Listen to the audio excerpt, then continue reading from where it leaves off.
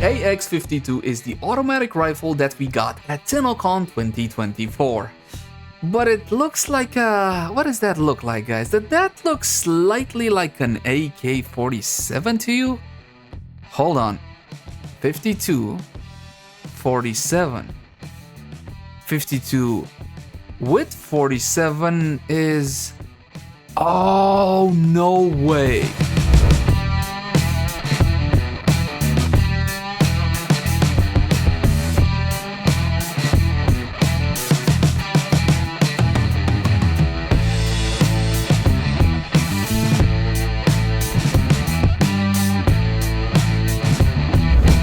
Hey guys, welcome back. As always, my name is Leyzar, and today we're gonna be diving deeper into the AX-52. As per usual, we're gonna have an introductory level build and an endgame setup. That said though, please bear in mind that my builds and guides usually take a more new player friendly tone, simply because I want anybody watching to understand how the weapon functions and how it should be built. So in case you're a more veteran of the game, please bear with me. And with that out of the way, let's jump into the AX-52. Let's begin by checking out how the weapon handles without any mods equipped. And for that, just a couple of our regular pre-shots. What weapon was the AX-52 is an automatic rifle, my friends, and this one will be firing a hit scan attack. Pretty quick, magazine of 40, reload on 2 seconds, and it also has 2 tricks up its sleeve. First of all, if you hip fire, you get ammo efficiency, so that 40 magazine is actually gonna last you a whole lot longer. The second trick that the weapon has, extra critical chance on headshot, but you gotta go aim mode. How much extra crit, Laser? 100%. Bonus additive after. So while the weapon may have a base critical chance of 26%, add 100 to that and you're looking at 126% on headshot, which is absolutely fantastic, especially for all of you sharpshooters out there. How does the weapon handle though? Well, it does have a bit of recoil, but it's one of those climbing recoils, just climbs a little and then stabilizes. Honestly, for an AK, it actually is kind of accurate. And that's pretty much it. The functionality, let's have a close look at stats to know exactly what we're dealing with. Mod capacity, 60 out of 60. If you got this one from watching over on Twitch, so you got it from the drops, it comes with a Auto King Catalyst already installed. I'm assuming that later down the line, this weapon will be brought by Baro Ki'teer, and in that case, you will not have the Auto King Catalyst installed. But wait, it gets better. It also comes with 2 default V polarities or Madurai. And for the weapon build that I'm recommending you fantastic people, start off with 2 maximum pre-forma. It will depend on where exactly you want to take the weapon, if you want to go for max out or just a standard build. Magazine 40, like we said, reload on 2 seconds, like we said, accuracy actually very high, again, for an AK trigger automatic, ribbon disposition of 1. That of course means that going for ribbon mods is not really worth it on this weapon. I mean, you can get something that is quote-unquote slottable, but it's either gonna be really lucky to get something like that or really expensive. Down to you. I don't recommend ribbons for this bow on weapons. Critical chance 26, like we said, 2.4x critical multiplier by default. Mwah, bellissima. Status chance at 18%. The status is not overly fantastic on this one, then again, it doesn't really need to be, and the damage by default is going to be puncture, which will help with crits yet again. Full puncture procs on targets, another 25% bonus additive after. The unique trait, like we talked about earlier, hip fire shots plus 60% ammo efficiency, and aimed headshots have a 100% critical chance, again, bonus additive after. Now, let's have a look at a standard, ordinary, everyday build. Damage restoration, multi-shot split chamber, critical chance and critical damage with critical delay as well as vital sense. Now, this one is a corrupted mod. In case you're more newer to Warframe, there are a lot of fantastic corrupted mods in the game that you need to farm. Not just for this build or weapon builds in general, but for Warframe builds and companion builds as well. And if you don't know how to farm corrupted mods, as always, I got your back. Look at the cards right now. We also got 260 vital mods, Malignant Force and Rhyme Rounds. Rhyme Rounds you get from doing spy missions, Malignant Force from Corrupted Vor in the Void. Don't worry about it, he's a pushover. You can also buy it from the trade chat for 5-10 a plat a piece, something of the sort. Hunter Munitions needs to be here. It's a crit weapon, it's a crit primary weapon. Hunter Munitions needs to be here because Slash is still extremely powerful, and this is an outstanding mod. We also got Vigilante Armaments. Now, this is your option slot. I want you to put into this one whatever makes you feel more fuzzy inside in terms of gameplay. If you prefer fire rate, to unload that magazine faster, especially if you're gonna go for hip fire, absolutely, less recoil and whatever else. But if you're gonna go for less recoil, keep in mind you do have an Excellent slot, and in here you can slot Stabilizer. From my point of view, you don't really have do, but you might. You can also go for an ammo mutation in case you go overboard with fire rate. We're going to be testing against the Orokin Battle Group level 80 because from my point of view, this is what I would consider normal level content. Now let's see what the weapon can do. Absolutely destroying the trash enemies such as the butchers in just a couple of bullets, like so. Now this is a more tougher target. Corrupted Heavy Goon, a whole lot more EHP, just a couple of bullets right in its head and absolutely annihilated. The Bombards are also a lot more tougher than the Butchers, but they also fall in a couple of bullets. But I know what you're saying. Hold on, Laser. I don't like to aim. I don't like to go for headshots. I know you're getting that extra crit, but what about hip firing? What if I just want to make this one into a hip fire? Well, it does work, but honestly, I believe that this one shines with a hip fire build only if you're going to be building some additional fire rate for the gun. But for normal level content, you will have no issue whatsoever in clearing level 80s, 100s, essentially what I like to call sortie level enemies. In sortie, you can get slightly higher than this if your final sortie is something like a survival, maybe level 110, but honestly, the results will be mostly the same.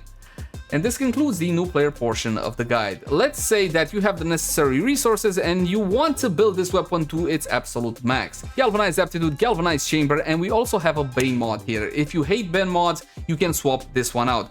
But for the best results, you're gonna have to get this one, especially on damage over time builds such as this one, because Bane mods, or better said, the faction modifier that this one provides, does double dip. Tell you what though, I normally don't really recommend Galvanized Scope because of the way the stacks drop on this one. It's simply not all that efficient. But if you're going for headshots, you might as well go for this one. It's 100% doable. Outside of that, we also got Prime Shred. Essentially, we got a bit of Punch Through. Punch Through adds a pseudo form of area of effect in Warframe, especially if you're going to be clumping up the targets together, then you can get a whole lot of value out of this one. Prime Cryo Rounds is going to be the only elemental mod that we're going to be using on this one, coupled together with Primary Frostbite. That's a lot of critical damage and of course the multi-shot as well. So as you can see, this is a critical build. I'm going to show it twice to you. First like this with the extra galvanized scope because I know you love the crits, and then we're going to be switching to a Bane mod. As for any damage over time build, you're going to be needing that viral proc, but I'm not going to be getting it from the weapon. True, I can drop galvanized scope for another mod and essentially get myself some viral, for example Shred, but I'm not going to be doing that. Instead, we're going to be getting viral from Grendel's ability Nourish. Also, we're going to be using a Sentinel as a primer because the gun itself doesn't really apply a whole lot of statuses. What is the best primer in the game? The Diriga, of course. I know you knew that. I know. You can use this as a jumping off point for the Diriga build. As for the Hellstrom, this is the weapon you want to get to make sure you prime your targets all well and good. We're going to be priming with Corrosive. I know, things are crazy nowadays. We used to build Corrosive and prime with Viral. It's actually smarter when you're going to be fighting the Orokin to switch things around. So this is going to be applying a whole lot of Corrosive and some heat to our targets. Level 205 Orokin Battle Group with the Steel Path modifiers, essentially everything, and we're going to be activating Grendel's Nourish. Now let's see what the weapon can do. Oh, beautiful! Beautiful, fantastic, and glorious. I know you love the crits, boys. I know you do. Though keep in mind, crits are limited not just by the critical multiplier, it's a single multiplier. Make sure that when you're maxing out your weapons, you try to access as many multipliers as possible. It's simple math, essentially. As for the weapon's performance, well, what can I tell you? You have no problem in destroying level 200 Steel Path with the weapon. The only problem? Laser, you're going from target to target. In an area of effect meta, can a single target weapon actually pack a punch? Well, yes it can, and you always have the option for a clump up ability, cheap as that might be. Now we're going to be changing that last mod like I promised you, and we're going to be going for the faction modifier instead, just so you can see the difference in performance. Now I say that, but you're really not gonna be noticing that much of a performance difference between the two builds.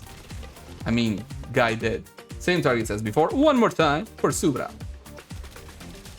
This is the weapon that was delivered to us Tenno for free at TennoCon. I don't get the crits anymore as much as I did before, but the weapon still absolutely wrecks everything. And of course, ideally, if you want to see the slashes and everything, let me get something beefier. Corrupted Heavy Goon.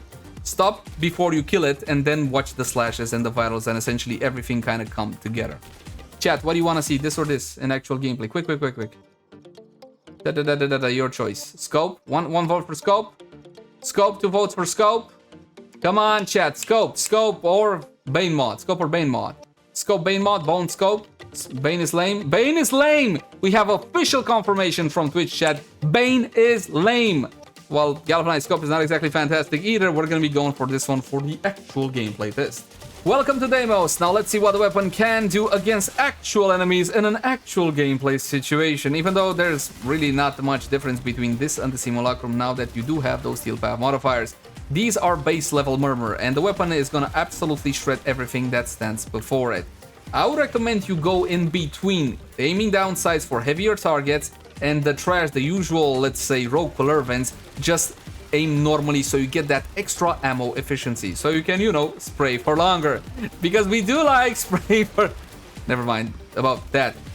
What can I tell you about the weapon? It's not a bad weapon by any stretch of the imagination, and it absolutely shreds. The one sin that it does have, it's a single target weapon, but if you can tear yourself long enough from your Latrons and your turrets, I think you're gonna be having a good time with this one. Something a bit more classic in a spacey, futuristic weapon, like, you know, a full-blown AK.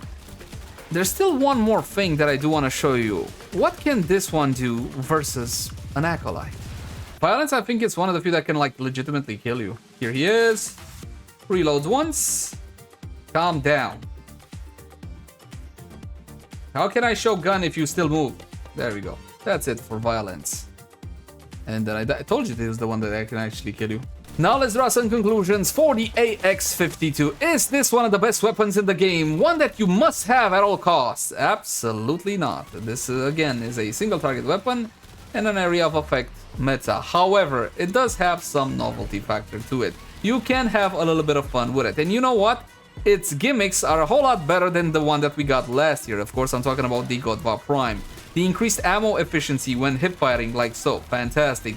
The extra crit for going on headshots for all of you sharpshooters are there. For all of you red crit enjoyers, the fact that you can have a build that takes advantage of both at the same time can be a whole lot of fun. And maybe you got bored of the same old turret or the same old Latron. You know what? It is worth building as long as you still find Warframe fun and enjoyable. And I do believe, my friends, that is pretty much it. As always, my name has been Lazar. Like, favorite, share, and subscribe only if you enjoy the content. If you got any feedback from me, let me know in the comment section down below. I'll catch you guys in the next one.